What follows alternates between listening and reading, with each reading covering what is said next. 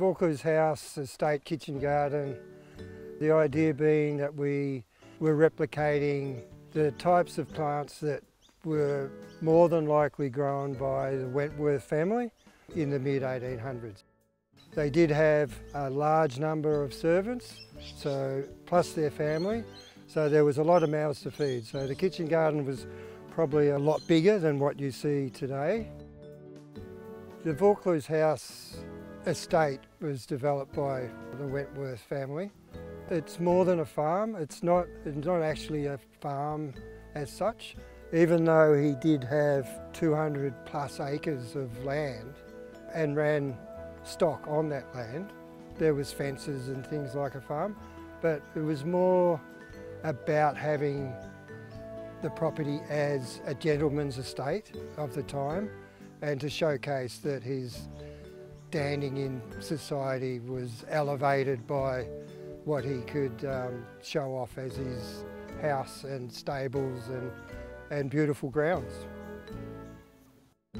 Today we're continuing some plantings of fruit trees, that being citrus, from oranges to mandarins to lemons and limes, just to showcase what the Wentworths would have had as well.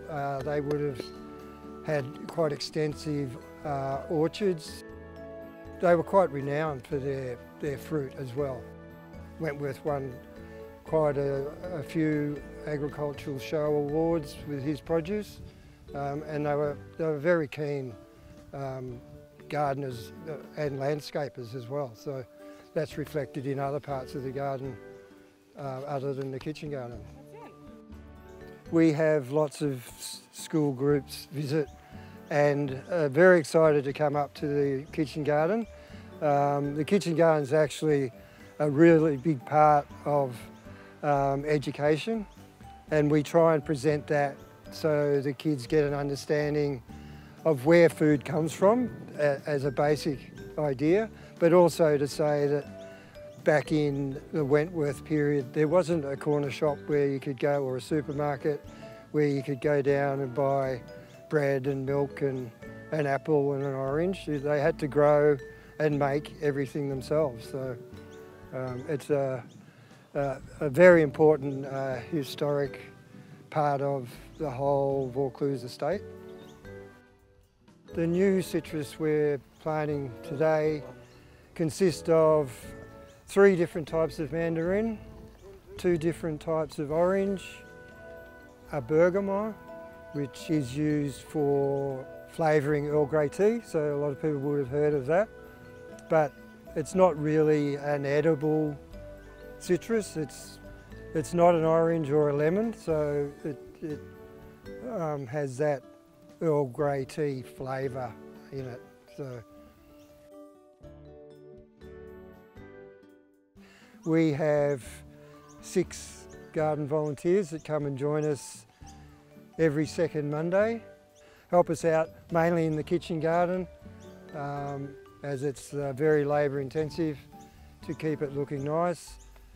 They give us a great hand to lighten the load on the rest of the horticulture team. They're an integral part of what we do as well. So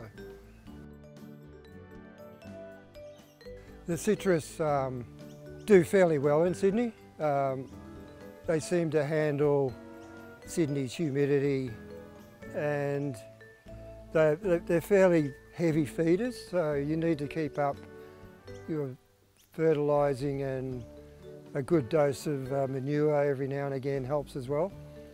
2 of the trees we're planting today are Seville oranges, which is called the sour orange.